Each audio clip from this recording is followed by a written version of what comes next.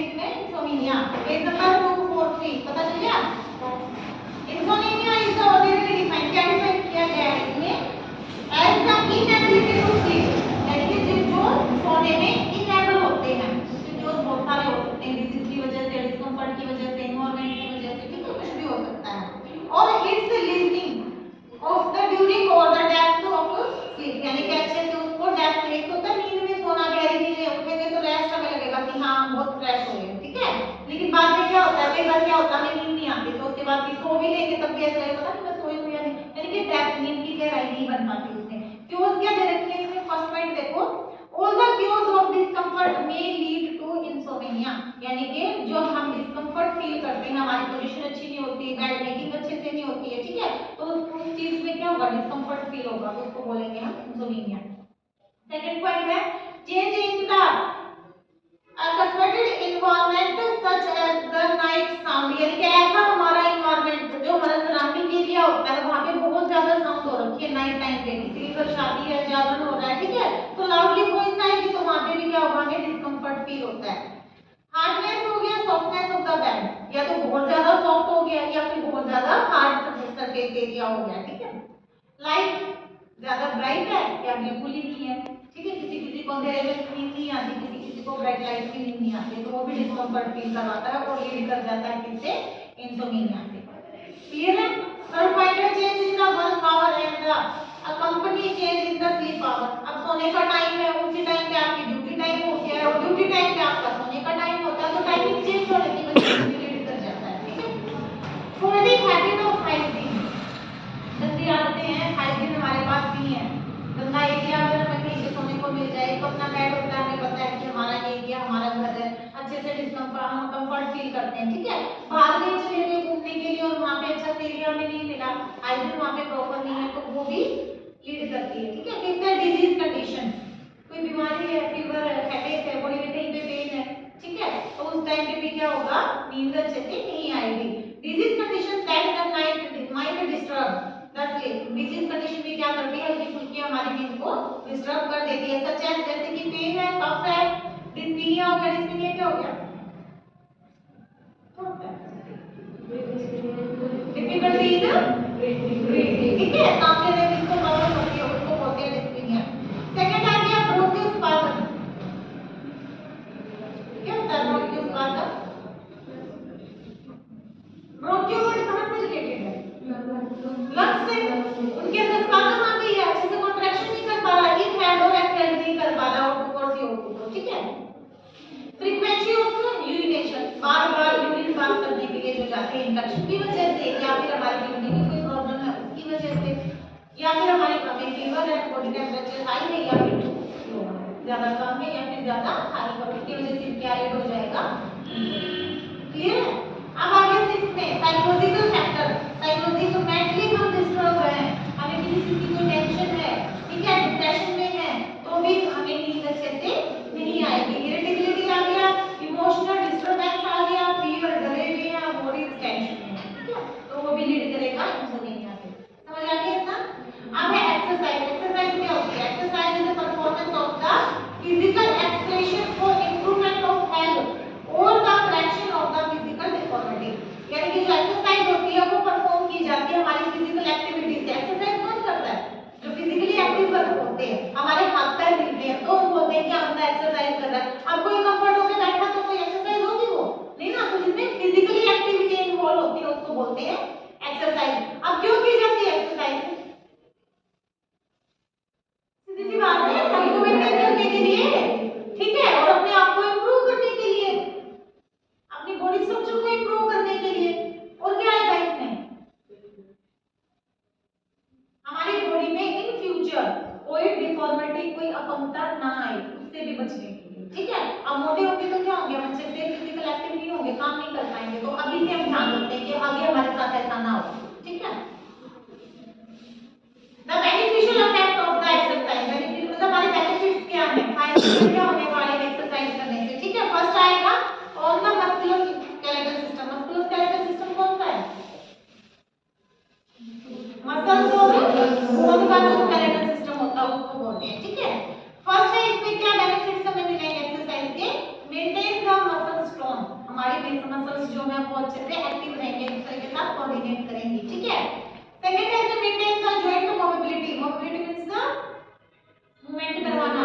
अगर हम exercise continue कर रहे हैं तो हमारे जॉइंट्स में डिफॉर्मिटी नहीं आएगी, कहीं पे कोई पेन नहीं होगा। कंटिन्यू वो अच्छे से नॉर्मल एक्टिविटी करेंगे, ठीक है। स्टिफनेस अकड़ नहीं आएगी। बहुत देर तक बैठ के देखो आप उठोगे तो क्या होगा, अकड़ आ जाती है, स्पाजम हो जाती है, स्टिफनेस हो जाएगा वहां पे, ठीक है। तो उससे प्रिवेंट करने के लिए भी क्या करते हैं, हम एक्सरसाइज करते हैं।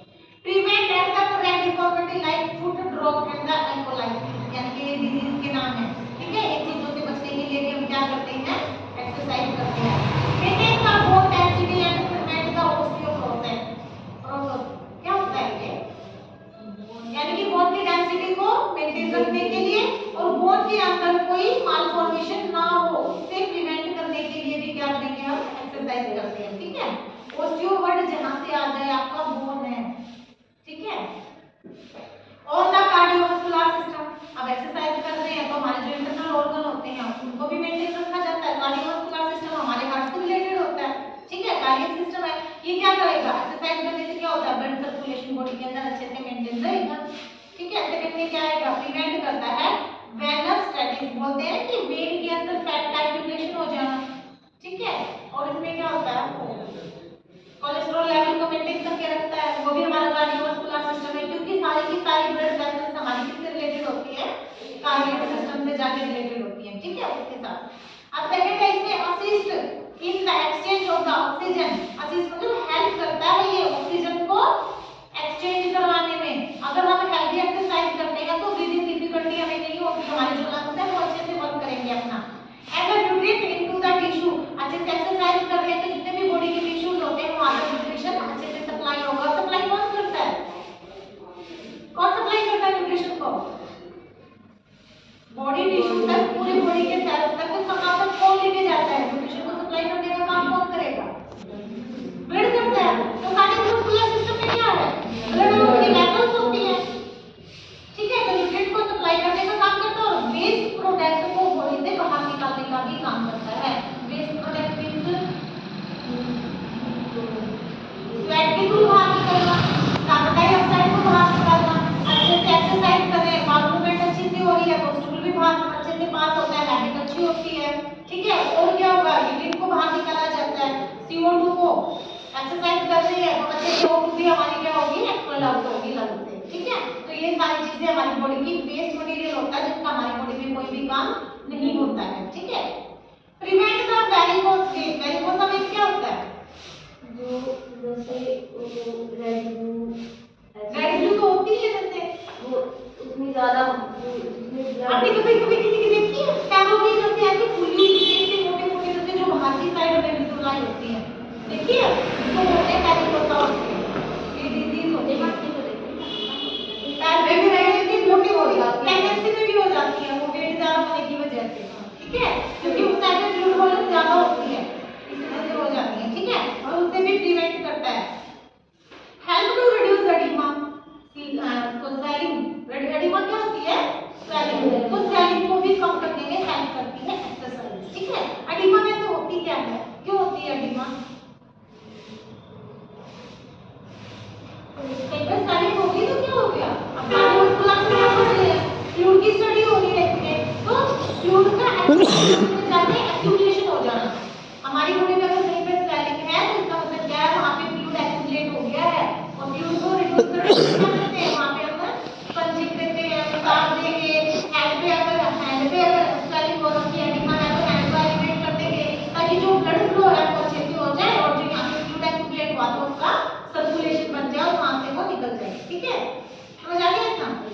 अब reduce the workload on the heart, अच्छी एक्सरसाइज करने से हमारा हार्ट भी क्या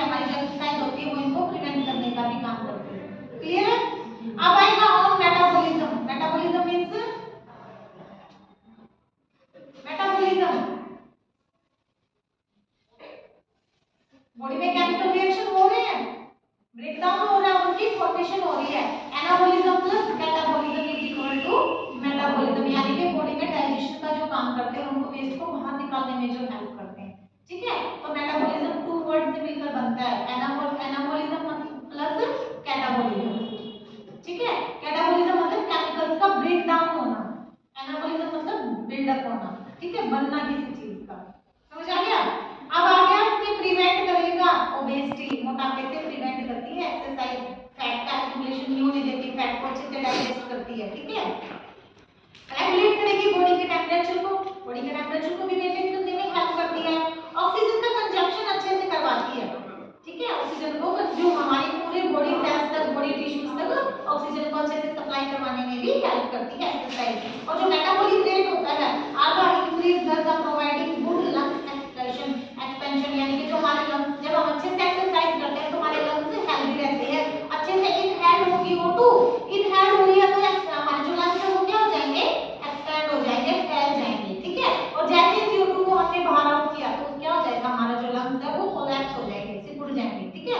तो हमारे लंग्स की जो इलास्टिसिटी होती है उसको मेंटेन करने में भी हेल्प करती है। समझ आ गया?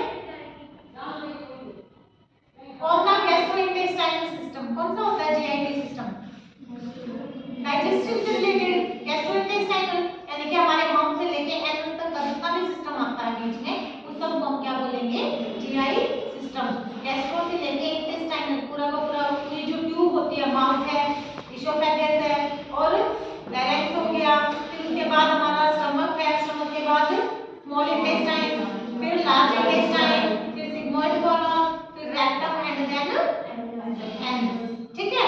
तो इस पूरा जो हमारा ट्यूब लाइक स्ट्रक्चर होता है ना उसको बोलते हैं गैस्ट्रोइंटेस्टाइनल सिस्टम, ठीक है। जीआई के ट्रैक्ट भी हम इसको बोल सकते हैं। तो एक्सरसाइज जब हम करते हैं तो जीआई ट्रैक्ट पर क्या इफेक्ट पड़ेगा, improve the apatite, means the हमारी भूख अच्छे से बढ़ेगी, हमें टाइम से भूख लगेगी, ठीक है। डाइजेशन हमारा अच्छे से हो रहा है तो भूख भी अच्छे से बढ़ेगी।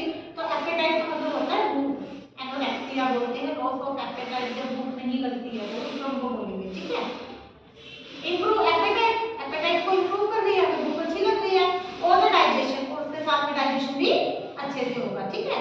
प्रिवेंट द कॉन्स्टिपेशन, जब एक्सरसाइज करते हैं तो हमारी बाउल की मूवमेंट, जो हमारी इंटेस्टाइन होते हैं उनकी मूवमेंट अच्छे से होती है, अच्छे से होगी तो क्या होगा, जितना भी वेस्ट मटेरियल होता है, कॉन्ट्रैक्शन अच्छे से हो रही है तो वेस्ट मटेरियल भी आगे की ओर पास हो जाएगा और कॉन्स्टिपेशन से प्रिवेंट करने का भी काम करती है, ठीक है।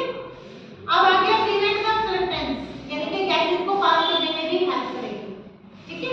एक्सरसाइज नहीं कर रहे हैं, एब्डोमिनल पेट बड़ा हो गया, एब्डोमिनल डिस्टेंशन हो गया, एब्डोमिनल डिस्टेंशन में क्या हुआ, जो एब्डोमिनल का साइज होता है वो नॉर्मल से ज्यादा हो जाएगा, क्यों, क्योंकि वहां पे गैसेस का एक्यूमुलेशन हो गया है, अच्छे से हमारी जो इंटेस्टाइन है उसके अंदर कॉन्ट्रैक्शन नहीं है क्योंकि हम काफी लंबे टाइम से बेड रेस्ट पे हैं, ठीक है। तो ये सारी डिजीज हो जाती है विदाउट एक्सरसाइज के, जब हम अच्छे से मूवमेंट नहीं करते हैं, बॉडी की एक्सरसाइज नहीं करवाते हैं।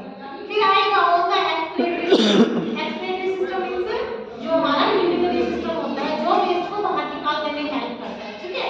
फर्स्ट है इसमें प्रमोट करेगा यूरिनरी फंक्शंस, यानी कि जो हमारी किडनी के फंक्शंस है उनको प्रमोट करवाने में हेल्प करेगा, उनको स्टिमुलेट करवाएगा, ब्लड सर्कुलेशन अच्छे से होगा, किडनी क्या करेगी, तो ब्लड को फिल्टर करने में एबल होगी, ठीक है। उसके अंदर इतनी कैपेसिटी होगी कि वो अच्छे से अपना वर्क प्ले कर सके।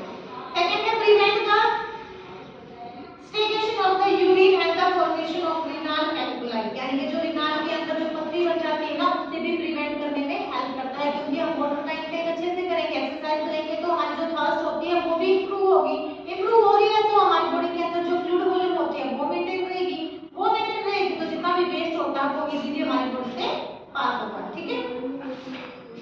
समझ आ गया? फिर है promote the elimination from the skin, skin के थ्रू क्या होगा, वेस्ट मटेरियल को बाहर निकालने में भी हेल्प करते हैं। जैसे आप एक्सरसाइज करते हैं बॉडी से जो हमारा फैट होता है वो इजीली रिमूव हो जाता है, ठीक है। क्लियर है ना? अब द रेस्पिरेटरी सिस्टम, एक्सरसाइज करते हैं तो हमारे लंग्स के ऊपर क्या इफेक्ट पड़ेगा, improve the lungs ventilation, ventilation means ventilation, अगर किसी को नहीं आता तो पूछ लिया तो बीच में पूछ लिया करो, ऐसे मीटिंग में सारे हाँ, फिर भी पूछ लिया करो बीच में, जैसे आप समझ में नहीं आता कोई चीज तो आप बीच में मैडम से पूछ लिया करो, ठीक है, कि बार बार वो चलता रहे, रिपीट ना हो, ठीक है। ठीक है। वेंटिलेशन क्या होता है, एयर का पास होना, ठीक है ना, जो हमारी इंटरनल एयर होती है उसको आउट और आउट को इंटरनल के लिए हमें प्रोवाइड करना होता है, ठीक है। तो आदान प्रदान करना एयर का, जैसे लोग अंदर की एयर को बाहर करेंगे और बाहर की को अंदर लेके आएंगे तो वेंटिलेशन वहां पे कम होगी, ह्यूमिडिटी कम है, ठीक है। अब रेस्पिरेटरी में क्या होगा, improve the lungs ventilation, lungs के अंदर अच्छे से एयर पास हो जाएगी, ठीक है। Prevent the atmostatic collapse of the lungs, अच्छे से कॉन्ट्रैक्शन उनकी करवाती है, इलास्टिसिटी को मेंटेन करके रखने का काम करती है, ठीक है। Prevent the collection of the secretion of the lungs, हमारे लंग्स के अंदर बहुत सारी सिक्रेशन होती है, फ्लूइड होती है, कफ होता है, ठीक है, तो उनसे भी वो प्रिवेंट करते हैं। अगर हमारे लंग्स अच्छे हैं, अच्छे से एक्सरसाइज कर रहे हैं, तो साथ में क्या होगा, हमारी जो लंग्स की जो इलास्टिसिटी है वो बहुत अच्छे से होगी, जितने भी हमारी सिक्रेशन होती है वो बॉडी से बाहर निकालने में भी हेल्प करता है, ठीक है, कफ को बाहर निकालने में हेल्प करेगा। अब है ऑन द मेंटल प्रोसेस, अच्छे से एक्सरसाइज कर रहे हैं तो फिजिकली के साथ साथ हमारी जो मेंटल एक्टिविटी होती है, हमारा जो ब्रेन होता है वो अच्छे से हेल्दी रहेगा।